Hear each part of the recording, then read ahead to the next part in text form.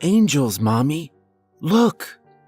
I glanced away from my sad excuse for a sandcastle and back at my younger brother, who was standing at the edge of the beach in his bright yellow trunks and leaning forward as if trying to make out something in the distance. Look, Mommy! There's angels in the sea! Our mom's initial reaction was that of any exhausted parent. She glanced up from her book to ensure that Nathan hadn't wandered too far off and said something along the lines of, "That's nice, dear. Just stay where I can see you," before returning to her reading. I was about to go back to working on the moat around my pitiful fortress when I noticed a pair of boys that were closer to my age staring off into the sea as well. One of them looked awestruck by whatever they were gawking at, while the other clung timidly to his friend's side. "Dad, get the camera!" exclaimed the bolder of the two, jogging over to the rotund man sunbathing nearby and shaking him awake. His anxious friend was left behind to just stand there with his arms wrapped around his bare chest. I still remember the expression of distress and confusion plastered on that kid's face. He had the face of someone who had witnessed something so anomalous that they weren't yet sure how to react to it. Needless to say, my curiosity was piqued. I clambered to my feet and walked across the scalding sand over to Nathan's side. Noticing my approach, my little brother hopped with excitement and stuck his little finger out towards the blue expanse stretching endlessly before us. I shielded my eyes from the glare of the midday sun and squinted.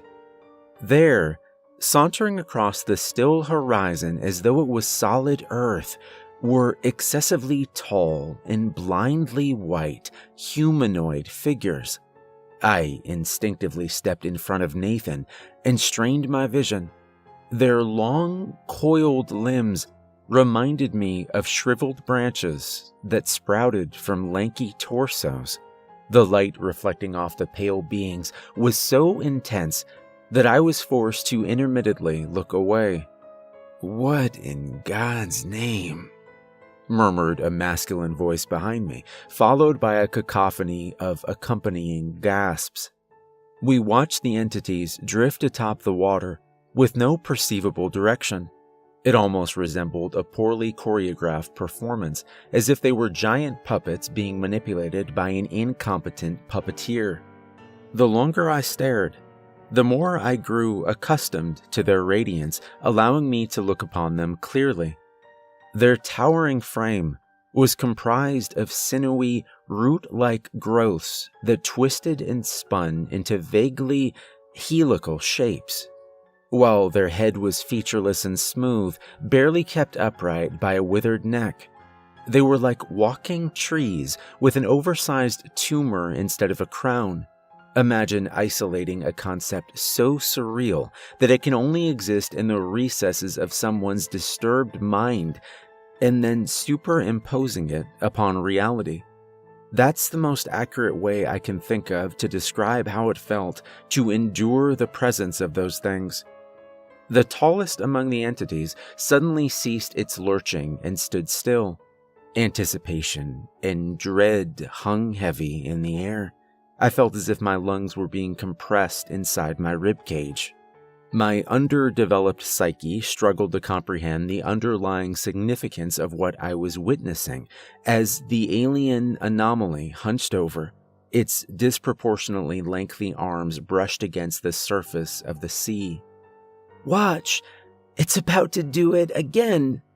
Nathan exclaimed with a gleeful smile, one half of his freckled face bathed in white light. Again, two sets of colossal appendages erupted from the humanoid's back. The emergent wings somewhat resembled those of an insect, complete with an expansive system of veins which fused and branched out into hideous patterns. Once fully protracted, the thin membrane connecting them was so transparent that only its outline remained visible. A dream. It had to have been a dream. Any moment now, my alarm clock was going to go off. Nathan would have already been standing at my bedside, excited for our upcoming day at the beach. Mom's voice would have called us downstairs for breakfast. She had made fluffy pancakes with syrup. our favorite. After having rubbed the sleep from my eyes, however, I would have noticed the tall, pale, and naked figure slouched in the corner behind my brother. It slowly turned its featureless face towards me and raised a finger up to its non-existent mouth. A sudden kick to the side of my knee pulled me out of my trance. I crumbled instantly, pain shooting throughout my left leg. My first impulse was to try and hobble away, but I was immediately tackled down. I squirmed beneath the weight of someone straddling my back, all the while breathlessly shrieking for them to get off me. The unknown assailant grabbed fistfuls of my hair and started savagely slamming my head against the ground. Grains of coarse sand were embedded into my face, blood gushed from my possibly broken nose. I cried in agony each time I was yanked back by the roots of my copper curls. Through the torrent of panic and desperation, I'd somehow managed to free one of my arms, which helped brace myself against the impacts. "Let go!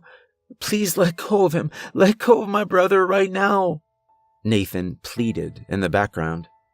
Hearing the quiver in his voice is what gave me the courage to reach back and jab my thumb into the eye of whomever was so hell-bent on cracking my skull open. There was a wet pop, followed by a bellow. I finally managed to crawl out from underneath them and onto my hands and knees.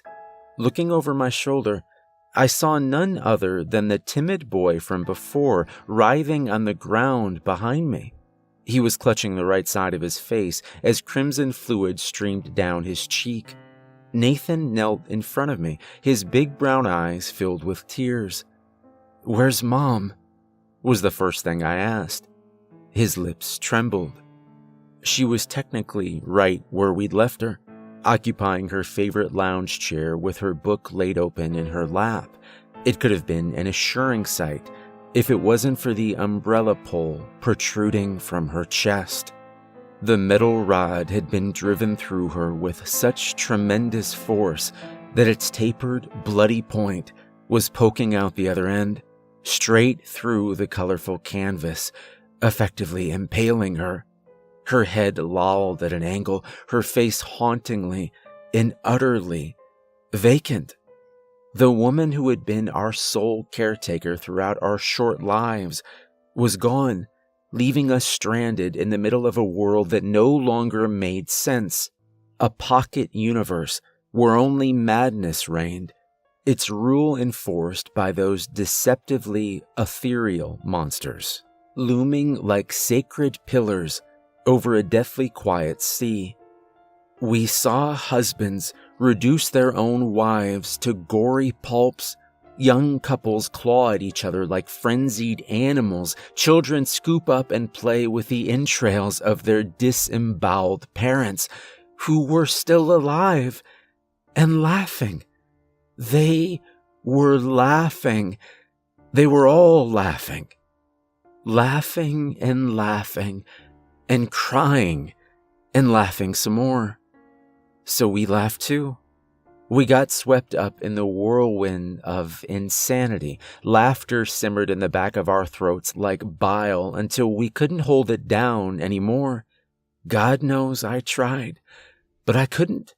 There were spectacles of glorious violence transpiring all around us, dyeing the sand beneath our feet red. Nathan found it particularly funny how that one guy's head exploded like a watermelon after it got bashed with an oar. He found it so hilarious, in fact, that I felt inspired to recreate it. I directed my attention to a hefty-looking rock nearby. With some help, I managed to pick up and carry the heavy object over to the poor boy whose eye I'd just gouged out. He still lay there, a painful grin etched across an otherwise docile expression. His raspy cackles were becoming increasingly strained. Even as I stood directly above him with a rock hoisted over my head, he remained unconcerned by my presence, his single dilated pupil directed upwards at the silver aurora that tore through the sky. Before I was given the chance to prove my devotion to the new world and its rightful overseers, a powerful gust of wind threw me off balance. I was forced to relinquish the stone some distance away from my intended sacrifice, as I watched him get swallowed by the advancing tide instead. It was like the sea had suddenly resumed its course. Warm blood flowing freely down my lips and chin, I spread my arms in reverence of our gracious gods. I wanted to bask in their brilliance one final time, overjoyed as I awaited for my vessel to be purified by the scorching light of their impending approach. "Jake, you know your brother can't swim. Bring him back here right now or we're leaving." Nathan groaned and pouted, but even he knew better than to press Mom when she had that look on. He let go of my wrist and made a point of stomping his way back to the shore. I inhaled through unimpaired nostrils, closed my eyes, and listened to the seagulls. Waves brushed against the tips of my fingers. "I'm not lying. I swear I saw him. I just wanted to have a closer look." I heard my little brother shouting in protest, followed by the sounds of him getting dragged away by his ear. Well, I certainly believed him.